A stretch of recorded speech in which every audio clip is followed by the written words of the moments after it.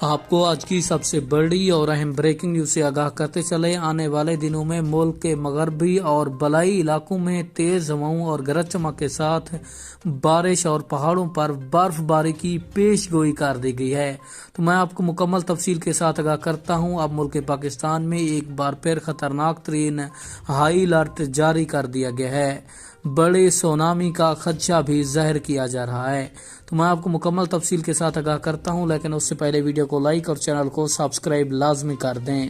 آپ کو بتاتے چلیں، بارشوں کا ایک اور معتدل شدت کا سلسلہ آنے کو تیار۔ 8 سے 10 فروری کے دوران خیبر پختونخوا، شمالی علاقہ جات، پنڈی، اسلام آباد اور گرد و نواح میں معتدل بارش اور پہاڑوں پر اچھی برف باری کا امکان ہے۔ پنجاب کے بیشتر علاقوں میں موسم خشک رہے گا۔ چند مقامات پر بارش کا امکان، سندھ میں بھی موسم خشک رہنے کا امکان بتایا جا رہا ہے۔